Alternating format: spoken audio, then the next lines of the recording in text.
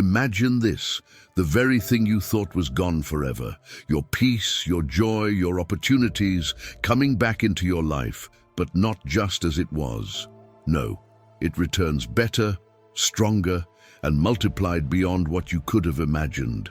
Picture the broken pieces of your life being transformed into something beautiful, something only God can create. Now let me ask you, have you ever felt like life has taken more than it's given? Maybe you've lost time, relationships, or dreams you held close. Perhaps you've even wondered if it's too late for things to change. But here's the truth. God specializes in restoring what seems impossible. The Bible declares in Joel chapter 2, verses 25 to 26, "I will repay you for the years the locusts have eaten." This isn't just a poetic promise, it's a divine reality. God doesn't just return what was lost, He multiplies it. He doesn't simply fix what's broken, He makes it new. You're not here by accident. Right now, God is calling you to trust in His power to restore. And what if I told you that today could be the turning point? That this moment could mark the start of His restoration work in your life? The same God who spoke the universe into existence is ready to speak restoration over you. But here's something even greater. You have the power to help spread this message of hope. By hitting subscribe and joining this community, you become a part of something bigger than yourself. Every like, every comment, and every share is an act of faith, a way to bring the light of God's promises into someone else's darkness. Let's start right now. Declare this truth over your life in the comments. God is restoring what I lost, multiplied today. This is your first step in claiming His promise, your faith in action. Stay with me, because what you're about to hear will ignite your faith and reveal how God's promises are not just for others, they're for you, starting now. Let's begin. Number 1, Joel, chapter 2, verses 25 to 26. Imagine standing in the middle of a field once ravaged by locusts. The crops were destroyed, the ground barren, and hope seemed far away. But then, out of nowhere, new life begins to sprout. The soil, once lifeless, is now bursting with abundance. More than you ever planted, more than you ever imagined.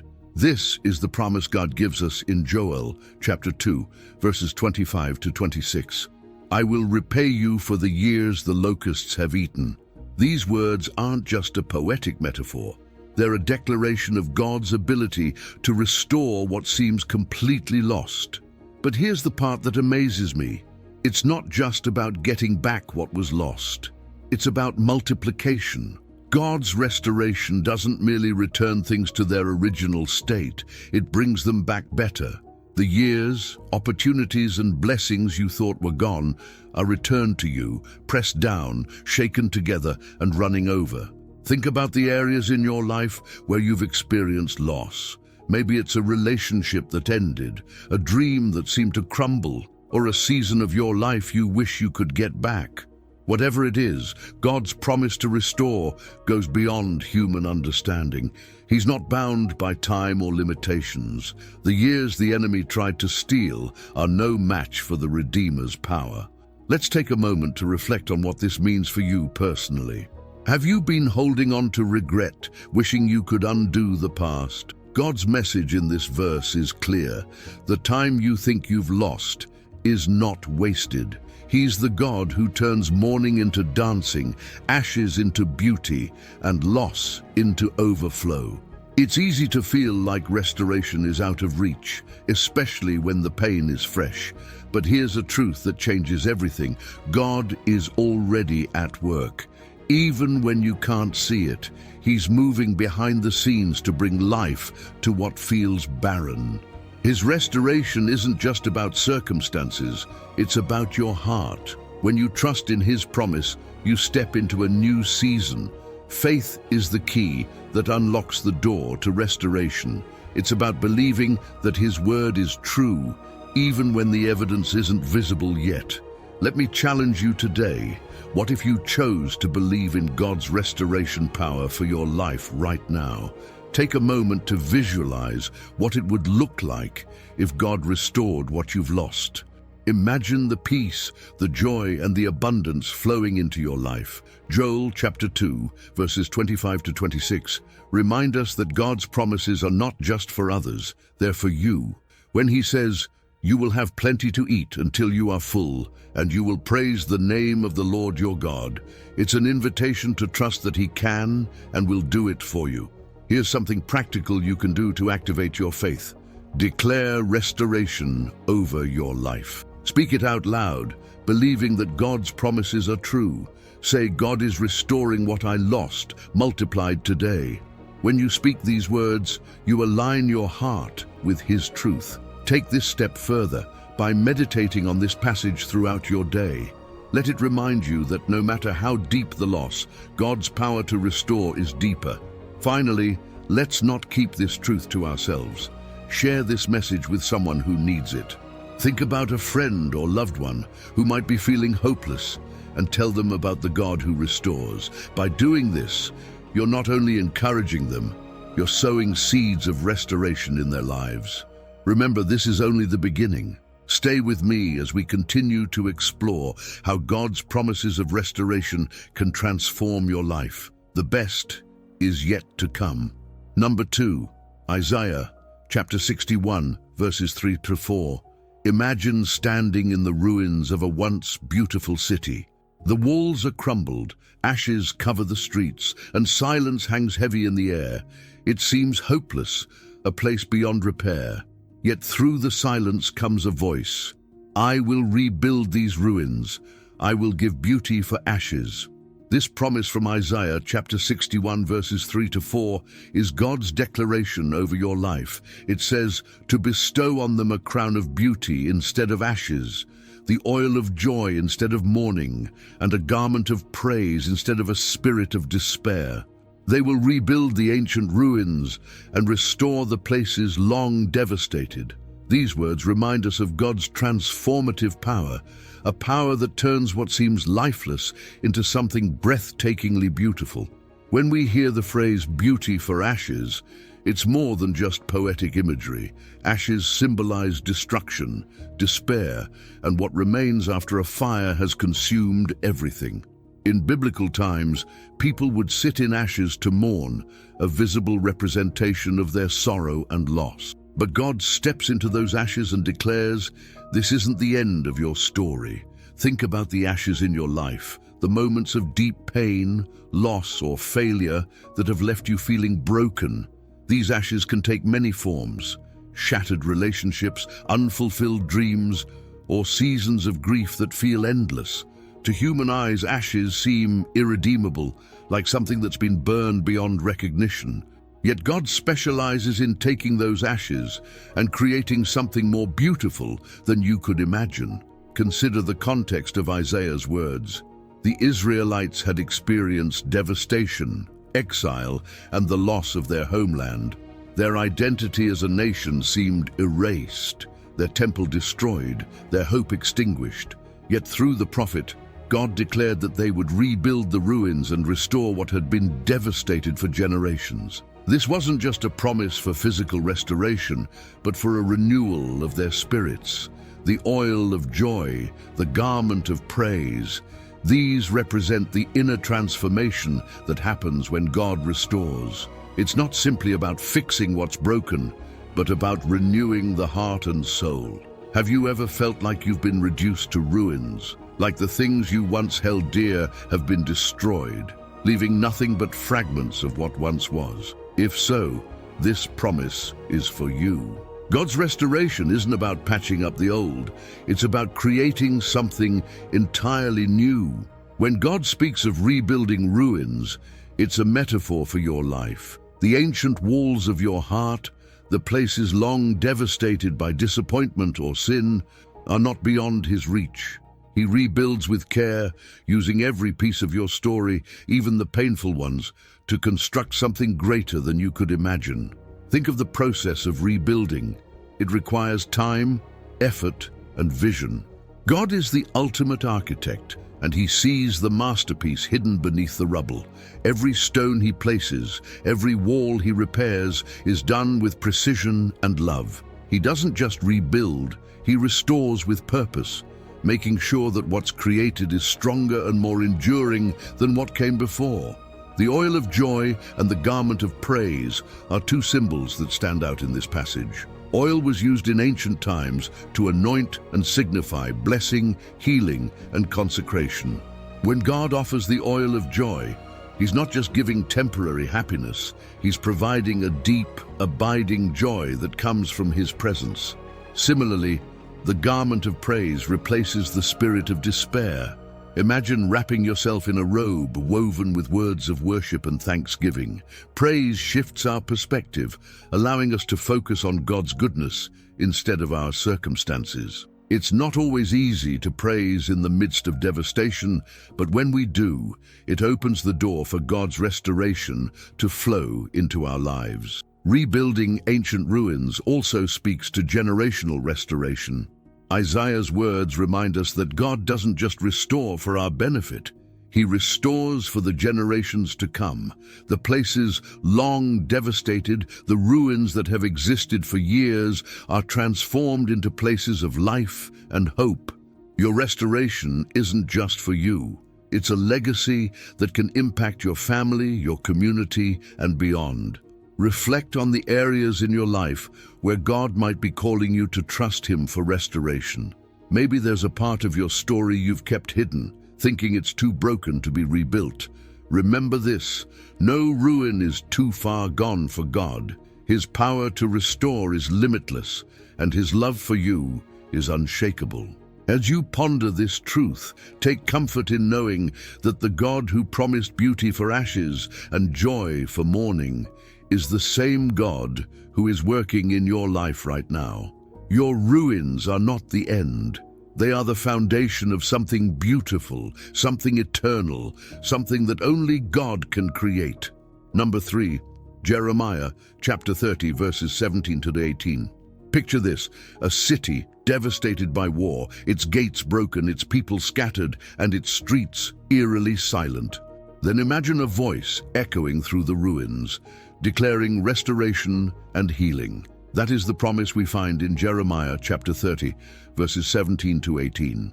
"But I will restore you to health and heal your wounds, declares the Lord, because you are called an outcast, Zion for whom no one cares." This is what the Lord says: "I will restore the fortunes of Jacob's tents and have compassion on his dwellings." These verses reveal the heart of a compassionate God who sees the brokenness of His people and intervenes. The Israelites had endured exile and humiliation. They were labeled as outcasts, rejected by the nations and seemingly abandoned. Yet God stepped into their pain with a promise that would not only restore their fortunes, but also heal their wounds, both physical and emotional. Let's pause for a moment to reflect on this. Wounds don't always come from external battles. Some are internal, invisible, and deeply personal. They can be the wounds of betrayal, loss, rejection, or even self-inflicted harm.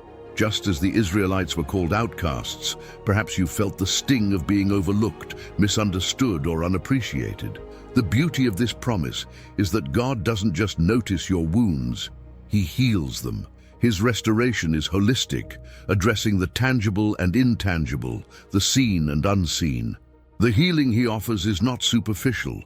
It goes to the core of who you are, bringing peace to places where pain once lived. The phrase, "I will restore the fortunes of Jacob's tents," points to something deeper than material wealth. In biblical times, a tent symbolized home, stability, and protection. For the Israelites, the loss of their tents represented the destruction of their identity and community.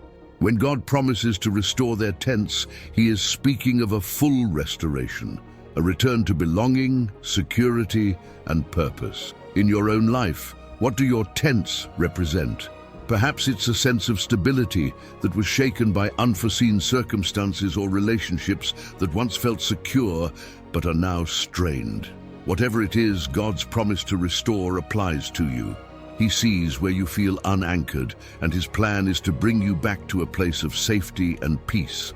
It's important to notice that God's restoration is rooted in His compassion. The phrase, "I will have compassion on his dwellings," is a reminder of his tender heart toward his people. He isn't indifferent to our pain. He is moved by it. His compassion leads him to act, to heal, and to restore. When we think about restoration, it's easy to focus on what we've lost and wonder if it's even possible to regain it. But God's restoration goes beyond simply replacing what's missing. It transforms. The wounds that once defined you become testimonies of his healing power. The losses that once broke you become stepping stones to a deeper relationship with him. Healing is often a process, not an instant event. Just as the rebuilding of Jerusalem took time, God's restoration in your life may unfold gradually, but each step of the journey is marked by his faithfulness.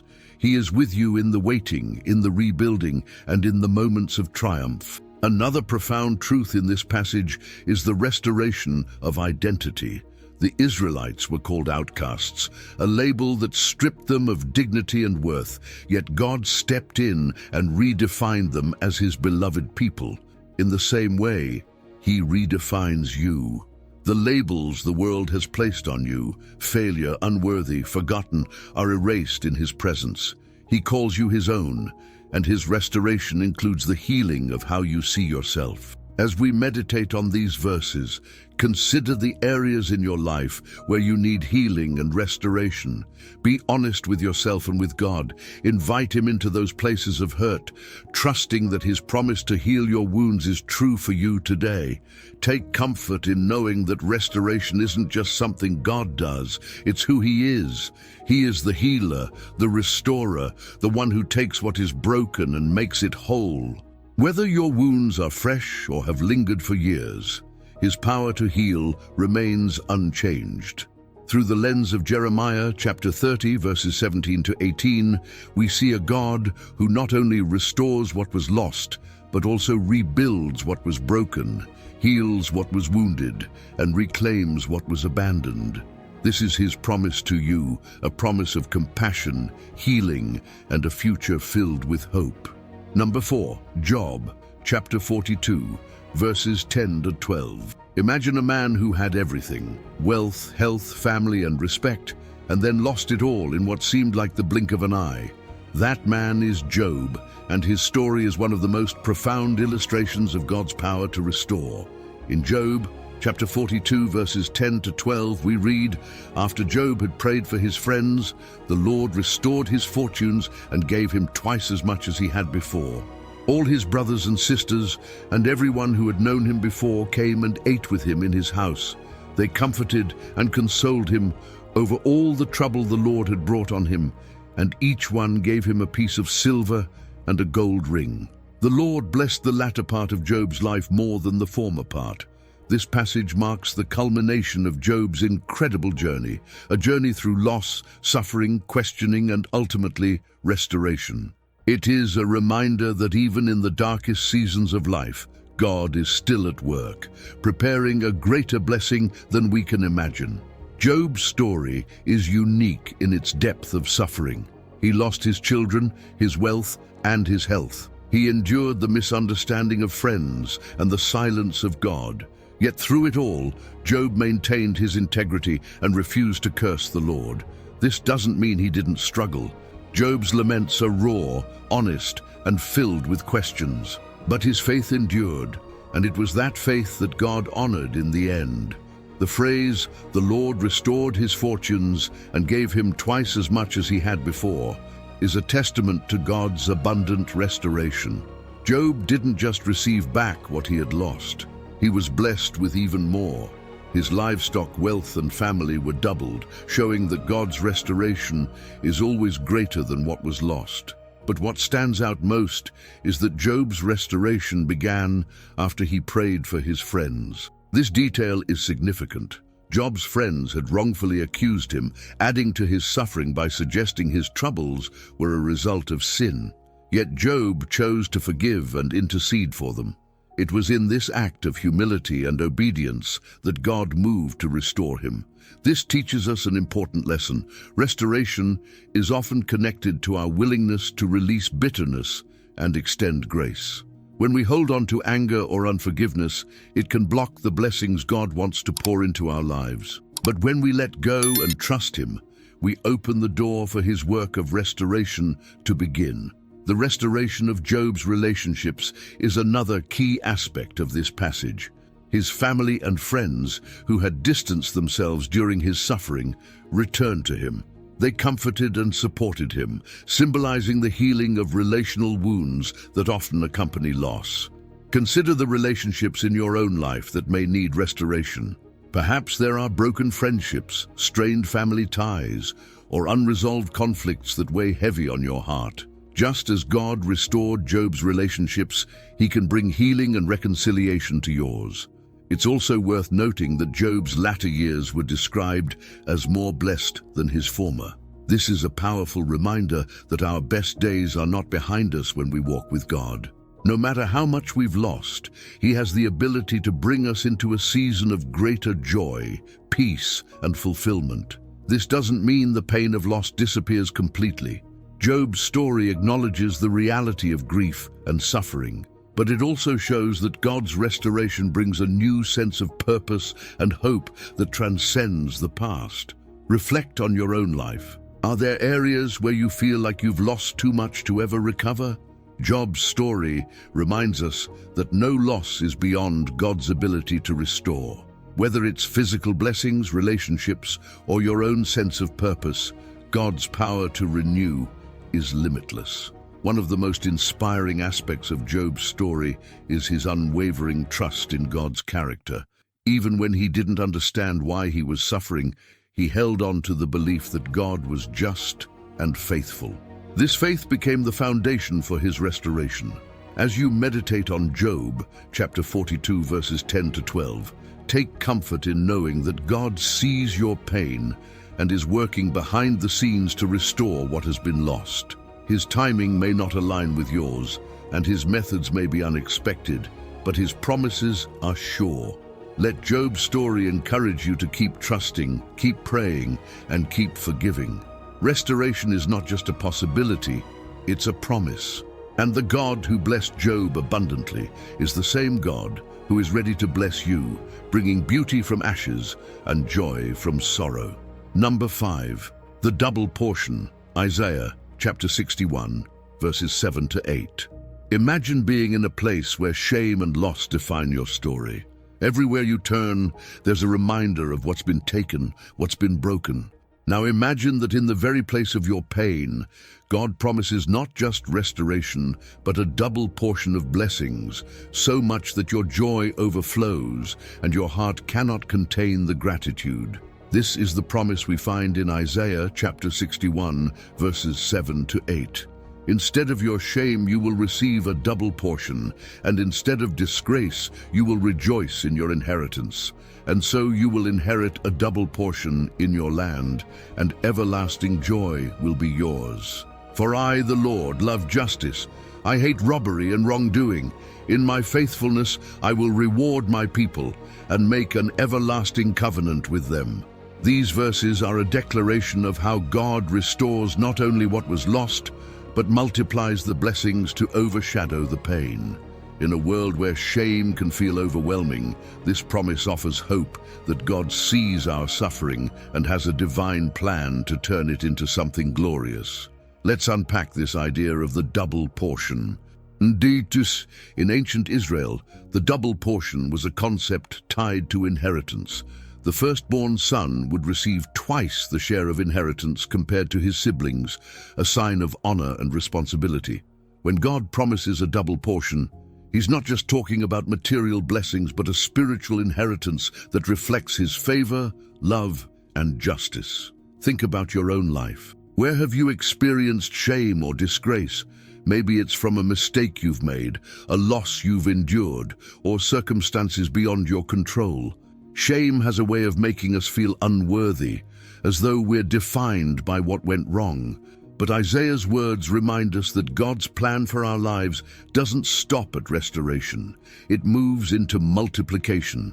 The phrase, "everlasting joy will be yours," is a cornerstone of this promise. This isn't fleeting happiness tied to external circumstances. It's a deep, abiding joy rooted in the presence of God. It's the kind of joy that comes from knowing you are fully loved, fully redeemed, and fully restored. The context of these verses is deeply tied to God's justice. The Lord declares, "I, the Lord, love justice. I hate robbery and wrongdoing." This tells us that his restoration is not random or arbitrary. It is rooted in his righteous character, a response to the wrongs that have been done. When God restores, he is setting things right, ensuring that his people are not only vindicated but abundantly blessed. Consider the power of this truth in your own journey. Where have you felt robbed of opportunities, peace, relationships, or even your identity? God's promise of a double portion is his assurance that nothing stolen or broken is beyond his ability to restore. But there's another dimension to this promise that we cannot miss: the everlasting covenant.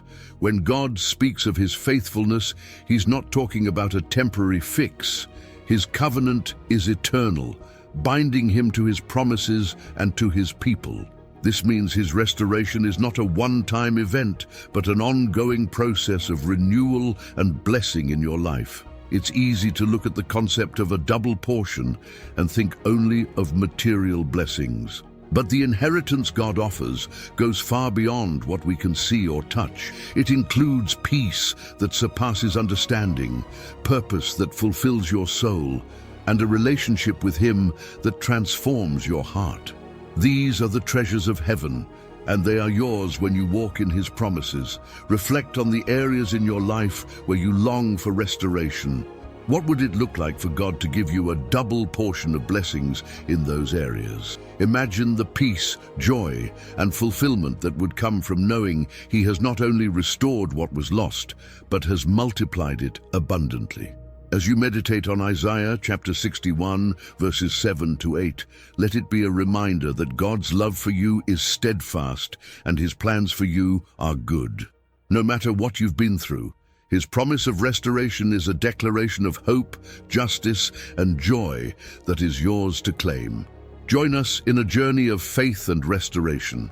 Click the Become a Member button and be part of a special community where we grow together, support one another, and pursue the true path to peace as taught by Jesus.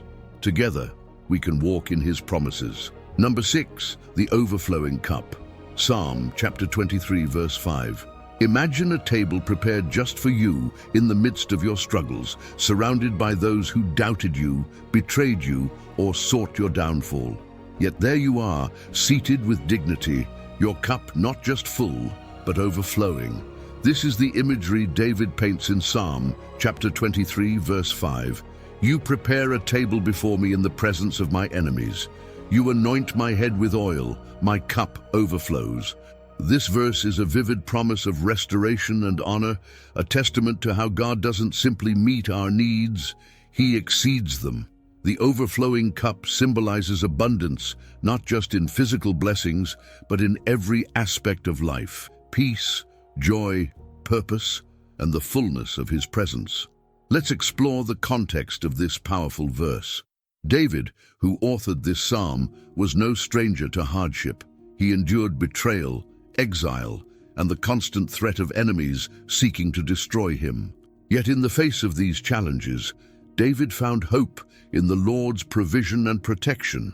The phrase, "You prepare a table before me in the presence of my enemies," is a declaration of victory. It speaks of God's ability to honor and restore his people. Even in situations where defeat seems certain, the table represents communion and fellowship with God, a place where his provision is displayed for all to see. Have you ever felt surrounded by opposition? Perhaps it's not enemies in the literal sense, but challenges, doubts, or fears that seem to press in on every side. This verse reminds us that God's presence is not hindered by our circumstances. Even in the darkest valleys, he is preparing a feast of blessings that no adversary can take away. The anointing of oil mentioned in this verse carries deep significance. In biblical times, anointing was a symbol of blessing, consecration, and favor. When God anoints your head with oil, He is declaring that you are chosen, set apart, and cherished. This act is a reminder that His plans for you are good, and His favor surrounds you like a shield. Now consider the image of the overflowing cup. A cup that overflows cannot be contained. It spills over, spreading its contents beyond its limits. This is the nature of God's blessings. They are not confined to meeting your immediate needs. They are designed to overflow into every area of your life and beyond, touching others in the process. Reflect on what this means for you personally. In moments where you feel empty, as though life has drained your energy, hope, or joy, this verse assures you that God's provision is more than enough. He doesn't just fill your cup halfway or to the brim, He makes it overflow. The presence of enemies in this passage also carries a profound message. It's easy to think of restoration as something that happens in private, away from the eyes of those who doubted or opposed you. But God's restoration is often a public display of His glory. He prepares the table in the presence of your enemies, showing them that His hand is upon you and that His plans for you cannot be thwarted. As you meditate on this verse, think about the ways in which God has already prepared tables in your life, moments where His provision, protection, and favor have been evident, even in the face of adversity. These moments are a glimpse of the greater restoration He has in store. It's important to note that the overflowing cup doesn't mean life will be without challenges. David himself faced many trials, even after declaring this promise. But the overflowing cup is a reminder that God's blessings are not dependent on circumstances. They are rooted in His unchanging character and His covenant with His people. Consider the areas in your life where you long for the overflowing abundance of God. Maybe it's in your relationships, your health, or your sense of purpose. Whatever it may be, trust that He is at work, preparing a table for you and filling your cup with blessings that go beyond what you can imagine. Psalm chapter 23 verse 5 is a beautiful picture of God's intimate care for His people. It reminds us that He sees us, He values us, and He delights in restoring us. His provision is not just sufficient, it is abundant, overflowing, and eternal. As you carry this promise in your heart, let it be a source of strength and encouragement. No matter what challenges you face, remember that your shepherd is with you, preparing a feast of blessings and ensuring that your cup will never run dry. Number 7, the potter's restoration. Jeremiah chapter 18 verses 3 to 6. Imagine walking into a potter's workshop. You see clay spinning on a wheel, molded carefully by the potter's hands. Suddenly, the vessel takes an unexpected shape, perhaps flawed or misshapen. Yet the potter doesn't discard it. Instead, he starts over, reshaping it into something even more beautiful and purposeful. This is the powerful imagery we encounter in Jeremiah chapter 18, verses 3 to 6. So I went down to the potter's house, and I saw him working at the wheel. But the pot he was shaping from the clay was marred in his hands. So the potter formed it into another pot, shaping it as seemed best to him. Then the word of the Lord came to me. He said, "Can I not do with you, Israel, as this potter does, declares the Lord. Like clay in the hand of the potter, so are you in my hand, Israel." This passage reveals a profound truth about restoration. God, the master potter, is not deterred by our flaws, failures, or brokenness. Instead, He takes the very parts of us that seem unusable and transforms them into something beautiful and purposeful. Let's delve into this scene from Jeremiah. The potter's wheel symbolizes the process of life, constantly turning, shaping, and molding us through experiences, challenges, and opportunities. The clay represents us, pliable but often marred by sin, mistakes, or the hardships of life. What stands out is the potter's response when the clay becomes marred. He doesn't throw it away. He doesn't give up. Instead, he reshapes it into another vessel, one that fulfills his vision. This demonstrates God's unwavering commitment to his creation. No matter how broken we may feel, we are never beyond his ability to restore. Have you ever felt like the clay, marred, incomplete, or beyond repair? Perhaps you've faced failures that left you questioning your worth, or mistakes that seemed too big to overcome. This passage reminds us that God's hands are always at work. He doesn't see you as a lost cause. He sees you as his masterpiece in progress. The act of shaping the clay also requires intentionality and pressure. The potter uses his hands to mold the clay, applying just the right amount of force to create the desired shape.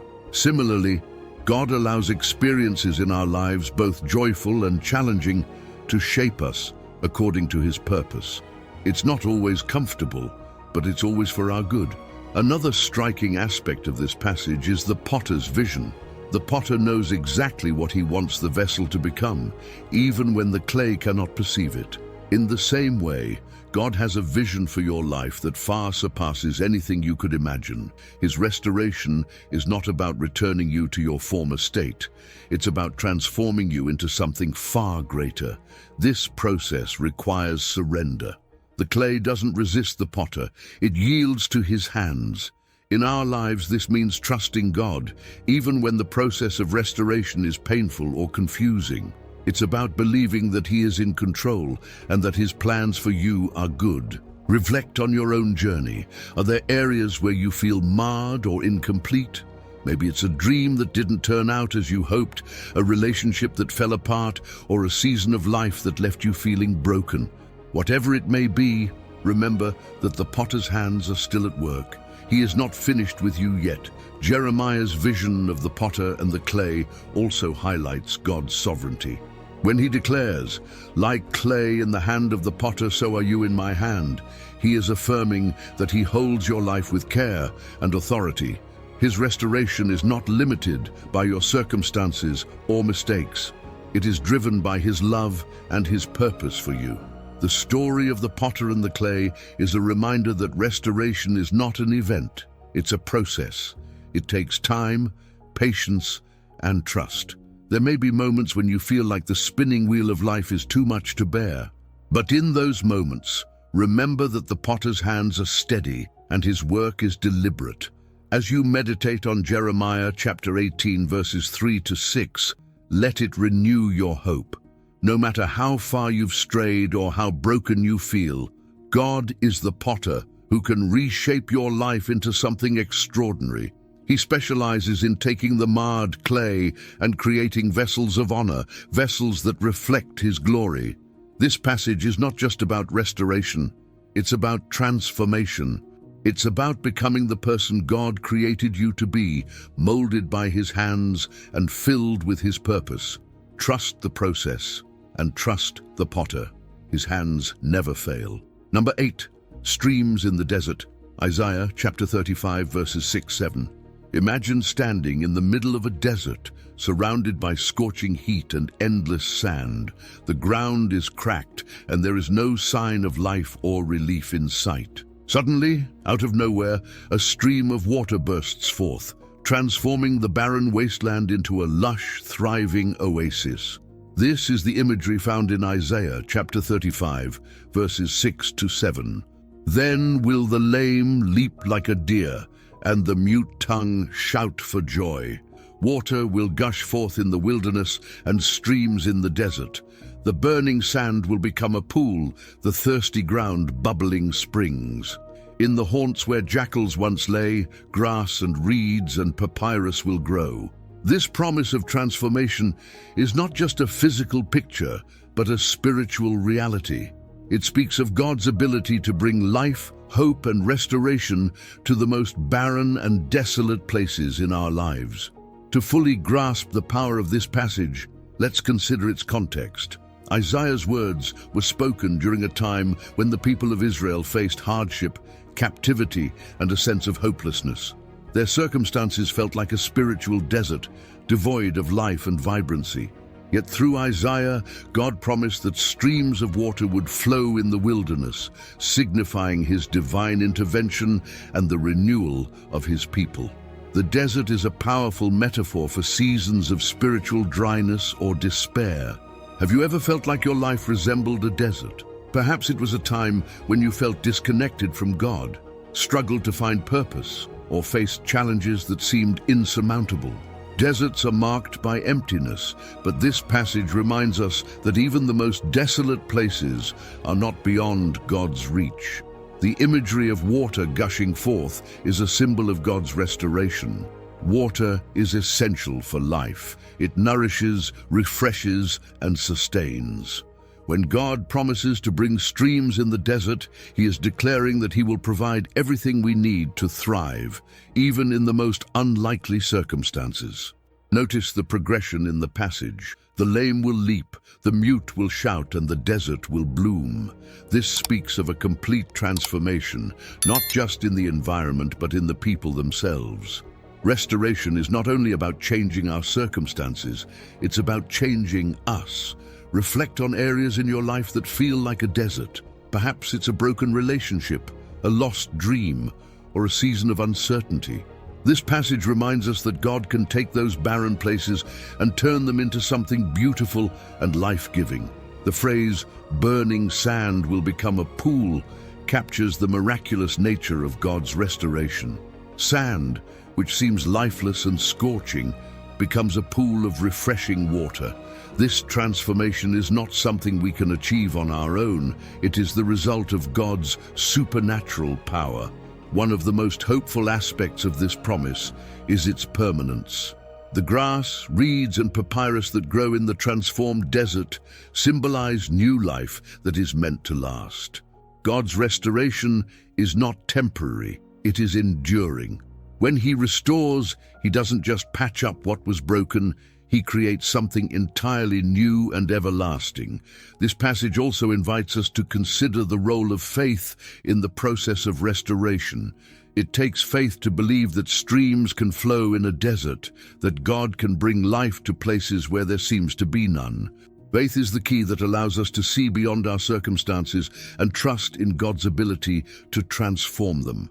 The wilderness and desert are recurring themes throughout Scripture, often representing trials and testing, but they are also places where God's presence is revealed most powerfully.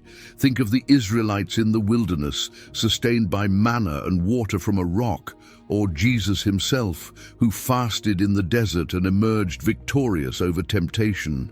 These stories remind us that God does His greatest work in the most unlikely places. As you meditate on Isaiah chapter 35, verses 6 to 7, let it renew your hope for the areas in your life that feel dry or barren.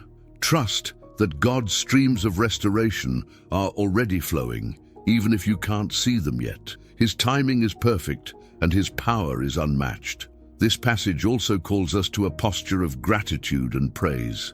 When the mute tongue shouts for joy, it is a response to the overwhelming goodness of God. Let your heart be filled with gratitude for the streams He is bringing into your life, even if they have yet to fully appear. Isaiah's vision of streams in the desert is not just a poetic promise. It is a declaration of God's transformative power. He takes what is lifeless and makes it flourish, bringing hope and renewal to every corner of our lives. Trust in His ability to bring streams into your desert and watch as He transforms it into a place of beauty and abundance. Number 9, restoring the ruins. Nehemiah chapter 2, verses 17-18. Imagine walking through a city once bustling with life, now reduced to rubble. The walls that once offered protection are broken, the gates burned, and the streets empty. This was the scene Nehemiah encountered when he returned to Jerusalem after years of exile. Yet in the midst of despair, he saw something others could not, the promise of restoration. In Nehemiah chapter 2, verses 17-18, we read, "Then I said to them, 'You see the trouble we are in. Jerusalem lies in ruins, and its gates have been burned with fire. Come, let us rebuild the wall of Jerusalem, and we will no longer be in disgrace.' I also told them about the gracious hand of my God on me, and what the king had said to me. They replied, 'Let us start rebuilding.' So they began this good work." This passage reveals the heart of restoration. seeing hope in what seems hopeless and trusting that with God's guidance, even the most devastated places can be rebuilt. Nehemiah's journey began with a burden. When he heard of Jerusalem's ruins, he was deeply moved, fasting and praying for guidance. This teaches us that restoration often begins with a stirring in our hearts, a realization that things are not as they should be. Have you ever felt a similar burden, whether for your own life, your family, or even your community? That stirring is often the starting point for God's work of restoration. When Nehemiah arrived in Jerusalem, the devastation was undeniable. Yet, instead of being overwhelmed, he acted with faith and vision. He rallied the people, reminding them of God's gracious hand and his promise to restore. This speaks to the importance of faith in the face of brokenness. It's easy to focus on the rubble, but restoration begins when we fix our eyes on what God can do. The walls of Jerusalem were more than just physical structures. They represented security, identity, and dignity. Without them, the people of Jerusalem were vulnerable to attack and lived in disgrace. In the same way, the walls in our lives represent the boundaries, relationships, and purposes that give us stability. When those walls are broken, through loss, failure, or sin, we too feel exposed and vulnerable. Reflect on the walls in your own life that may need rebuilding. Perhaps it's a relationship that has been damaged, a sense of purpose that feels lost, or even your confidence in God's plan. Just as Nehemiah called the people to rise and rebuild, God is calling you to trust him to restore what has been broken. The phrase, "the gracious hand of my God on me," is central to this story. Nehemiah knew that the task before him was impossible without God's favor. The king's support, the resources, and the unity of the people were all evidence of God's hand at work. This reminds us that restoration is not something we achieve through our own strength. It is a work of God's grace. As the people began rebuilding the wall, they faced opposition. Enemies mocked and threatened them, trying to discourage their efforts. But Nehemiah's response was unwavering. He prayed, strengthened the people, and continued the work. This teaches us that restoration often requires perseverance. There will be obstacles, but when we rely on God's strength, we can overcome them. One of the most inspiring aspects of this story is the unity of the people. Each family took responsibility for a section of the wall, working together toward a common goal. This collective effort shows that restoration is often a communal process. Whether it's within a family, a church, or a community, God uses relationships to bring about healing and renewal. Consider the broken walls in your life. Are there people God has placed around you to help rebuild? Perhaps it's a mentor, a friend, or a church community. Restoration often requires humility, allowing others to support us as we rebuild. The story of Nehemiah also highlights the importance of vision. Nehemiah didn't just see rubble, he saw a restored Jerusalem. This vision fueled his determination and inspired the people to act. In your own journey, ask God to give you his vision for restoration. What could your life look like if you allowed him to rebuild the broken places? By the end of the story, the walls of Jerusalem were completed in just 52 days, a remarkable accomplishment. This shows the power of God's guidance and the determination of his people. When we trust him, what seems impossible can become a reality. As you meditate on Nehemiah chapter 2 verses 17 to 18, let it remind you that no situation is beyond God's power to restore. Whether it's a personal struggle, a broken relationship, or a season of despair, his hand is upon you, ready to guide and provide. The rubble of your life is not the end of the story. It's the beginning of a testimony. God specializes in bringing beauty from brokenness, purpose from pain, and strength from weakness. Like Nehemiah, rise up and trust that the gracious hand of God is on you as you begin the good work of rebuilding. Number 10, the Valley of Dry Bones, Ezekiel chapter 37 verses 4 to 6. Picture a valley, vast and silent, filled with dry, lifeless bones. The scene is one of utter desolation, a place where hope seems impossible. Yet into this very valley, God speaks a profound promise of restoration and life. This is the vision given to Ezekiel in chapter 37, verses 4 to 6. Then he said to me, "Prophesy to these bones and say to them, 'Dry bones, hear the word of the Lord. This is what the sovereign Lord says to these bones. I will make breath enter you, and you will come to life. I will attach tendons to you and make flesh come upon you and cover you with skin. I will put breath in you, and you will come to life. Then you will know that I am the Lord.'" This passage is one of the most vivid illustrations of God's power to restore life where none exists. It is a message of hope for those who feel as though their circumstances are beyond repair or that their dreams have been reduced to dust. The Valley of Dry Bones represents the nation of Israel, exiled and broken, feeling cut off from their identity and their God. The bones are described as very dry, emphasizing the absolute hopelessness of the situation. Yet even in this dire state, God asks Ezekiel to prophesy to the bones, to declare his promise of restoration. Reflect on your own life for a moment. Are there areas that feel like a valley of dry bones? Perhaps it's a dream that has long been abandoned, a relationship that seems irreparable, or a spiritual dryness that leaves you feeling disconnected from God. This vision reminds us that no situation is too far gone for the power of God's word. The command to prophesy to these bones is significant. God could have restored the bones without Ezekiel's involvement, but he chose to work through his servant. This highlights the role of faith and obedience in the process of restoration. When Ezekiel spoke God's words, the impossible began to happen. Bones came together, tendons formed, and flesh appeared. This teaches us an important lesson. Restoration often begins with speaking God's promises over our lives. When we declare his truth, even in the face of desolation, we align ourselves with his power and purpose.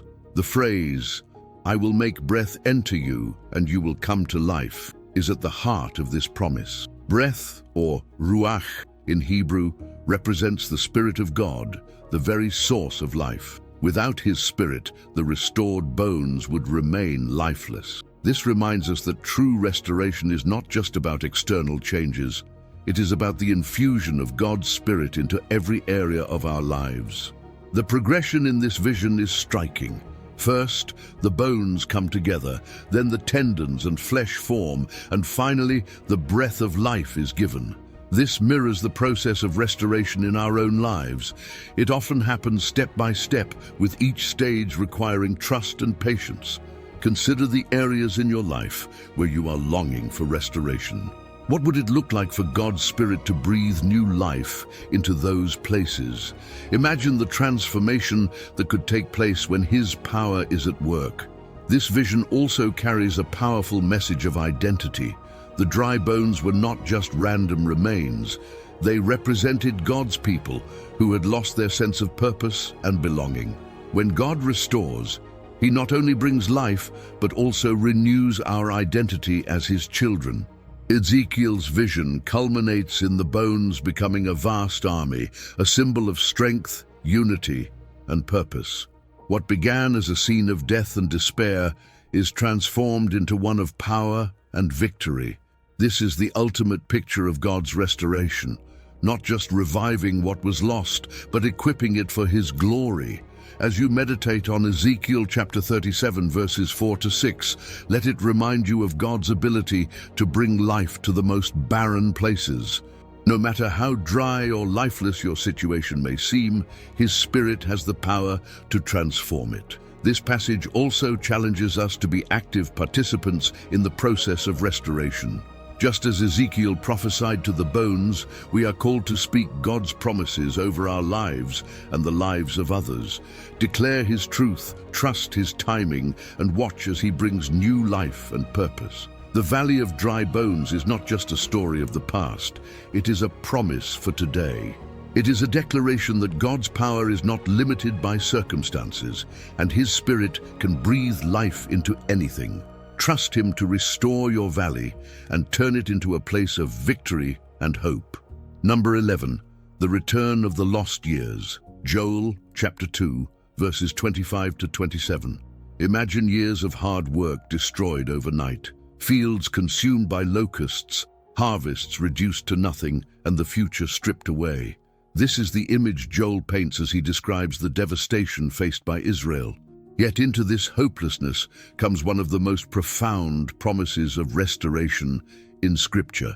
In Joel chapter 2, verses 25 to 27, God declares, "I will repay you for the years the locusts have eaten, the great locust and the young locust, the other locusts and the locust swarm. My great army that I sent among you, you will have plenty to eat until you are full, and you will praise the name of the Lord your God, who has worked wonders for you. Never again will my people be shamed. Then you will know that I am in Israel, that I am the Lord your God, and that there is no other. Never again will my people be shamed." This promise speaks directly to the heart of restoration. Not just the recovery of material things, but the repayment of time, the years that seemed lost forever. Let's consider the depth of this promise. The Israelites had suffered a catastrophic loss, one that affected their economy, their identity, and their hope. Locusts were not just pests, they were a symbol of destruction and judgment. The devastation was so complete that it left no trace of what once was. And yet, God stepped into their despair with a declaration that He would restore even the years themselves. Think about your own life. Are there seasons that feel wasted or stolen? Perhaps it's a relationship that ended abruptly, opportunities that slipped through your fingers, or years lost to pain, illness, or regret. This promise in Joel reminds us that no matter how much time we think we've lost, God is able to redeem it in ways that surpass our understanding. The phrase, "I will repay you for the years the locusts have eaten," is profoundly personal. It acknowledges the reality of loss while affirming God's power to restore. This is not a promise of mere replacement, it's a promise of multiplication. The harvests that were stolen will be returned in abundance, overflowing to the point where shame is erased and joy is restored. Reflect on how this applies to your own journey. Have you ever felt like certain years of your life were marked by loss rather than growth? This passage is a reminder that God sees your pain and is already working to bring restoration, not just for the material losses, but for the emotional and spiritual toll they've taken. The promise of plenty to eat until you are full is symbolic of satisfaction and completeness. It's not just about physical provision, it's about the fullness of life that comes from being in right relationship with God. When He restores, it's not just about giving back what was taken. It's about renewing our hearts and filling the empty spaces with His presence. The assurance that never again will my people be shamed speaks to the emotional and social aspect of restoration. Loss often carries with it a sense of shame or failure, as though we are defined by what we've lost. But God's promise is clear. His restoration wipes away every trace of disgrace. He lifts us up, not just in our own eyes, but in the eyes of others, declaring that we are His beloved and chosen people. As you meditate on this passage, think about the areas of your life where you long for restoration. Perhaps it's a dream you've given up on, a relationship that feels irreparable, or a part of yourself that feels broken. Trust that God's promise in Joel is not just for the Israelites, it's for you. Another powerful aspect of this passage is the recognition that God is at the center of restoration. He declares, "Then you will know that I am in Israel, that I am the Lord your God, and that there is no other." Restoration is not just about the return of what was lost. It's about deepening our relationship with the Restorer. It's about recognizing His sovereignty, His love, and His desire to work wonders in our lives. This passage also invites us to see restoration as a testimony. When God restores, it's not just for our benefit, it's a display of His glory. Others will see His hand at work in your life and be drawn to Him. Your restored years become a beacon of hope for those who are still in their own seasons of loss. Take a moment to reflect on this promise. What would it look like for God to restore the years the locusts have eaten in your life? How would it change your perspective, your relationships, or your faith? Joel, chapter 2, verses 25 to 27, is a declaration of hope, abundance, and identity. It reminds us that no loss is permanent when God is involved. The years that seem wasted are never beyond His power to redeem. Trust in His promise and let Him work wonders in your life. Number 12. Rebuilding the temple. Haggai, chapter 2, verses 9.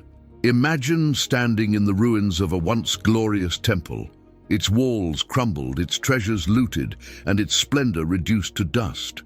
For the people of Israel, the temple wasn't just a building. It was the very center of their worship and identity, a physical representation of God's presence among them. In Haggai, chapter 2, verse 9, God makes a breathtaking promise to His people amid their discouragement. The glory of this present house will be greater than the glory of the former house, says the Lord Almighty. And in this place I will grant peace, declares the Lord Almighty. This verse captures the essence of God's restoration, not just returning what was lost, but creating something even more glorious than before. The context of this promise is significant. After years of exile in Babylon, the Israelites returned to their homeland, only to find the temple in ruins. As they began the daunting task of rebuilding, discouragement set in.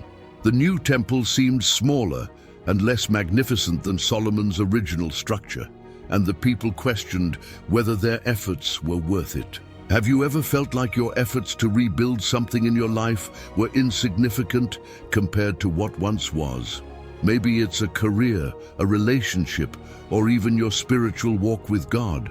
The discouragement of comparing the present to the past can be overwhelming. But Haggai's message is a reminder that God's plans for restoration are not bound by human standards. The phrase, "the glory of this present house will be greater," speaks to God's ability to redefine what glory looks like. While the original temple was adorned with gold, silver, and precious stones, the glory of the new temple would come from something far greater: God's presence. This points to a profound truth. Restoration is not about recreating the past. It's about stepping into the new and greater things God has prepared. Reflect on your own life. Are there areas where you feel like what you're rebuilding will never match what you've lost? This passage reminds us that God is not interested in duplicating the past. He's interested in surpassing it. His restoration is about transformation, not replication. The promise, "In this place I will grant peace," is central to understanding the heart of God's restoration. Peace, or shalom in Hebrew, encompasses more than just the absence of conflict. It signifies wholeness, completeness, and harmony. When God restores, He doesn't just fix what's broken. He brings a peace that permeates every area of our lives. Consider the times in your life when you've experienced God's peace in the midst of rebuilding. Even when the process is slow or the outcome is uncertain, His peace serves as a reminder that He is in control. This peace is not dependent on circumstances. It comes from knowing that His presence is with you. Another powerful aspect of this promise is its connection to the future. The glory of the new temple ultimately points to Jesus Christ, who would walk within its walls centuries later. Through Jesus, God's presence would no longer be confined to a physical structure. It would dwell within His people. This reveals the ultimate purpose of restoration, to bring us closer to God and to align our lives with His eternal plan. Think about how this applies to your journey of restoration. What if the trials you've faced and the things you've lost are paving the way for something greater, something that brings you closer to God and reflects His glory in new ways? The rebuilding of the temple also required the cooperation of the people. They had to step out in faith, trust God's promises, and commit to the work despite their doubts and fears. In the same way, restoration in our lives often requires action on our part. It may mean forgiving someone who hurt us, taking steps toward healing, or surrendering our plans to God's will. Reflect on the areas in your life where you may be hesitating to rebuild. What's holding you back? Is it fear of failure, comparison to the past, or uncertainty about the future? Haggai's message is clear. God's presence and promise are more than enough to overcome any obstacle. As you meditate on Haggai chapter 2 verse 9, let it remind you of God's ability to bring greater glory and peace into your life. Trust that the work He is doing in you is not just about restoring what was lost. It's about creating something new, something eternal, something that reflects His love and power. No matter how daunting the process of rebuilding may seem, remember that you are not alone. The same God who promised greater glory to the people of Israel is the God who walks with you, strengthens you, and restores you. The glory of your latter days will surpass the former, not because of your efforts, but because of His faithfulness. Number 13, the prodigal's return. Luke chapter 15, verses 22-24. Imagine a son who has squandered everything, his inheritance, his dignity, and his relationships. He finds himself in a foreign land, hungry, destitute, and alone, longing for even the scraps given to pigs. Then, in the depth of his despair, he decides to return to his father, expecting judgment, but hoping for mercy. What he receives instead is a celebration of restoration. In Luke chapter 15, verses 22-24, Jesus tells us what happens next. But the father said to his servants, "Quick, bring the best robe and put it on him. Put a ring on his finger and sandals on his feet. Bring the fattened calf and kill it. Let's have a feast and celebrate. For this son of mine was dead and is alive again. He was lost and is found." So they began to celebrate. This story, known as the parable of the prodigal son, is one of the most profound illustrations of God's heart for restoration. It reveals not only His readiness to forgive, but also His joy in bringing His children back into fullness and purpose. The son's journey begins with rebellion. He takes his inheritance early, essentially saying to his father, "I wish you were dead." He spends it recklessly, indulging in a life that ultimately leaves him empty. This is a picture of humanity's tendency to stray from God, seeking fulfillment in things that cannot satisfy. But even in his broken state, the son has a realization. His father's servants live better than he does.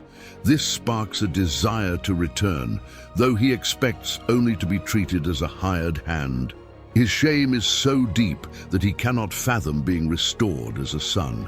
Have you ever felt like the prodigal, aware of your mistakes, unsure if you're worthy of love or restoration? Perhaps you've experienced seasons where you felt distant from God, uncertain if you could find your way back. This story is a reminder that God's arms are always open, ready to receive you, no matter how far you've wandered. The Father's response is nothing short of extraordinary.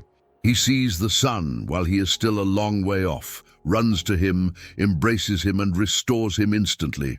This reveals the Father's heart. He was waiting, watching, and longing for his Son's return.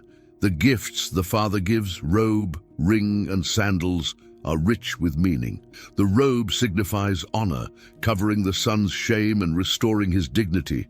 The ring represents authority and identity, affirming the son's place in the family. The sandals are a symbol of freedom, as servants typically went barefoot.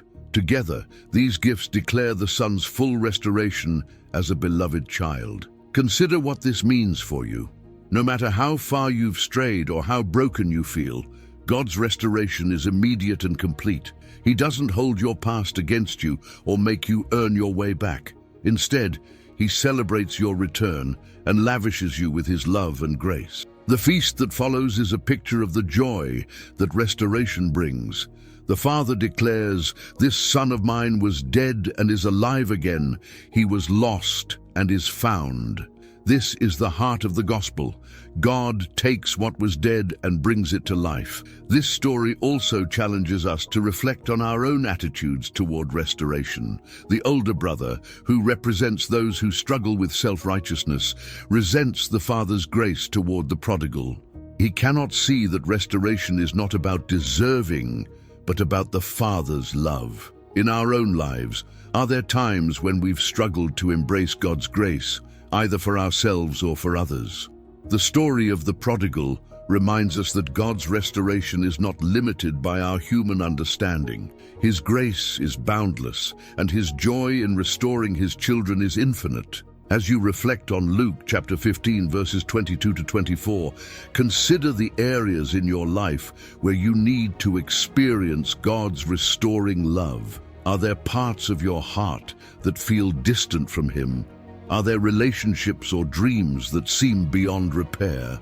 This parable reminds us that no situation is too broken for God to heal, no distance too great for Him to bridge. Restoration in the story of the prodigal is both immediate and ongoing. The son is restored to his position as a child of the Father, but the journey of living in that identity has just begun.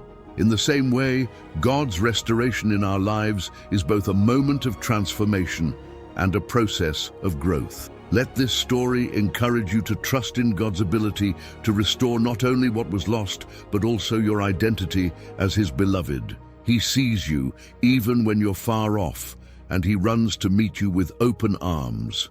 His restoration is not about what you've done, but about who He is, a loving Father who delights in bringing His children home. Number 14, the broken vessel restored. Psalm chapter 31 verse 12 and Isaiah chapter 64 verse 8. Imagine a vessel, once whole and beautiful, now shattered into pieces. The cracks tell stories of heartbreak, loss, and failure. To most, these pieces might seem worthless, ready to be discarded. But to the master craftsman, they are the beginning of something extraordinary. In Psalm chapter 31 verse 12, David laments, "I am forgotten as though I were dead. I have become like broken pottery." And yet, Isaiah chapter 64 verse 8 declares, "Yet you, Lord, are our Father.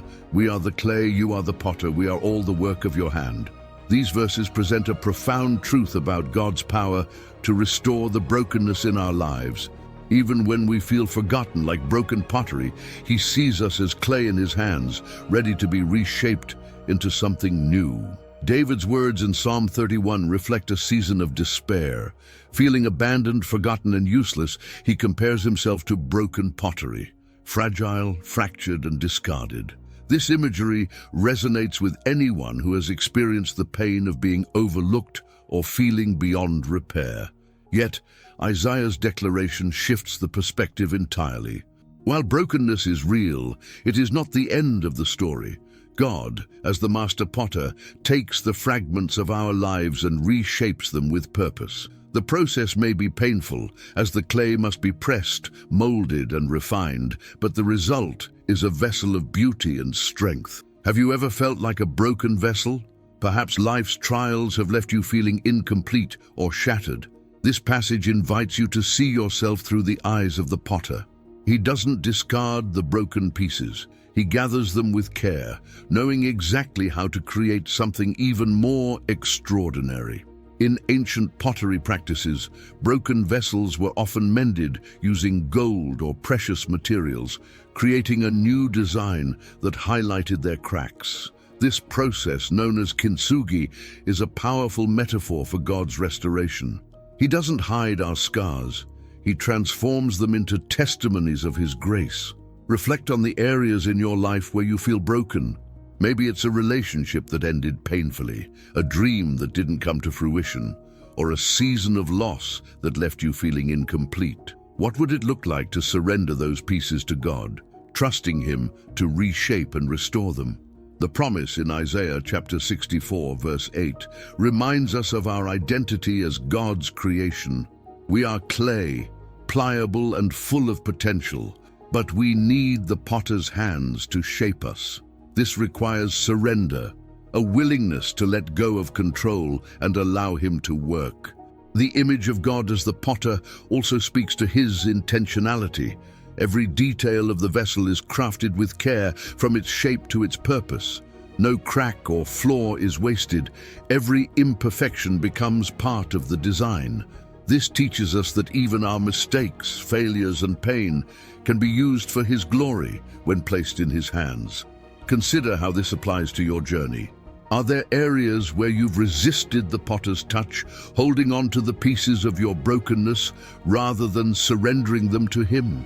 This passage challenges us to trust that his plans are better than our own and that his restoration is always perfect. David's lament in Psalm 31 may feel familiar, but it doesn't end in despair. The same psalm declares, "But I trust in you, Lord. I say, you are my God. My times are in your hands." Verses 14-15. Even in his brokenness, David chooses to trust the potter, knowing that his life is in the hands of the Creator. Restoration is not always instant. Just as a potter takes time to mold, refine, and fire the clay, God's restoration in our lives often unfolds gradually. The process may involve waiting, healing, and learning to trust his timing, but the end result is always worth it, a vessel that reflects his glory and carries his purpose. As you meditate on these passages, consider the beauty of being a vessel in the hands of the master potter. Brokenness is not the end, it is the beginning of transformation. The cracks in your life are not flaws to be hidden, but opportunities for God to display his power and grace. Let the truth of Isaiah chapter 64 verse 8 and the hope of Psalm chapter 31 remind you that no matter how broken you feel, you are in the hands of a loving Creator. He is not finished with you yet. He is reshaping you, restoring you, and preparing you to fulfill the purpose for which you were made. Number 15, the gift of belonging. Galatians chapter 6, verses 2 and 10. Imagine a community where burdens are shared, joys are multiplied, and every individual is seen as vital to the whole. This is the vision Paul paints in Galatians chapter 6, verses 2 and 10. Carry each other's burdens, and in this way you will fulfill the law of Christ. Therefore, as we have opportunity, let us do good to all people, especially to those who belong to the family of believers. These verses encapsulate the essence of living as followers of Jesus, a call to not only deepen our personal faith, but to grow together as a spiritual family. Restoration is not a solitary journey. It thrives in community, where mutual support, encouragement, and accountability become the foundation for lasting transformation. An invitation to belong. When you hear the phrase, "carry each other's burdens," what comes to mind? Perhaps it's the image of a friend who stood by you during a difficult time, or someone who lent a helping hand when you needed it most. This is the law of Christ in action, a reflection of his love demonstrated through the relationships we build with one another. Becoming a part of a community that embodies these values can change your spiritual walk entirely. It provides a sense of belonging, a safe space to grow, and the encouragement to persevere through life's challenges. Jesus himself emphasized the importance of community, surrounding himself with disciples who shared in his ministry and supported one another. When you click the Become a Member button, you step into this sacred calling. You join a group of believers who are committed to carrying one another's burdens, celebrating victories together, and pursuing the peace that only Christ can offer. It's more than a membership. It's an opportunity to be part of something eternal, a family grounded in love and truth. What membership means: as a member, you gain access to a deeper well of spiritual resources, exclusive content designed to help you grow in your understanding of Jesus' teachings. Imagine reflections that challenge you to think differently, lessons that inspire you to live more fully in his purpose, and a community that walks alongside you every step of the way. This isn't about simply consuming content, it's about engaging with others who are also on this journey. You'll find support in moments of doubt, inspiration in seasons of growth, and a shared commitment to living out the message of Christ. Together, we'll explore profound questions, uncover life-changing truths, and encourage one another to become all that God created us to be. Why now? The truth is, we all long for connection, a place to belong, to be understood, and to contribute to something meaningful. The world can feel isolating at times, but Jesus invites us into his family, a place where love abounds and grace overflows. By joining this community, you're not just investing in your own spiritual growth, you're becoming part of a movement to bring hope, restoration, and transformation to others. Consider this your opportunity to take the next step in your faith journey. Becoming a member is a tangible way to say, I am committed to following Jesus, growing in his love, and sharing that love with others. A heartfelt thank you. If you've made it this far in the video, thank you. Your willingness to engage with this message is a testament to your desire to grow closer to Christ and live out his teachings. This is not a journey we take lightly, and your commitment means more than words can express. As you reflect on the truths we've explored, remember that every step you take toward Jesus brings you closer to the life of abundance and purpose he has planned for you. You are not alone in this journey. Together, as a community, we are stronger, more resilient, and more equipped to face the challenges ahead. Join the conversation. In the comments below, let us know you've been with us until the end by writing this powerful declaration. I stayed until the end because I'm committed to my transformation in Christ. Your words will inspire others to do the same, creating a ripple effect of encouragement and faith. What's next? At the end of this video, you'll see 2 recommended videos on your screen. These are carefully chosen to help you continue deepening your relationship with Jesus and exploring the transformative power of his teachings. Take the time to watch them and allow the Holy Spirit to guide you into an even deeper understanding of his word. A final invitation. If you haven't yet subscribed to the channel, now is the time. By doing so, you're not just staying connected to this content, you're helping spread a message of hope and restoration to countless others. Every like, comment, and share extends the reach of God's love, inviting more people into this transformative journey. And finally, consider clicking Become a Member today. Together, we can create a community that reflects the heart of Jesus. A family of believers committed to carrying each other's burdens, growing in faith, and living out the law of Christ. Let's walk this path of peace together.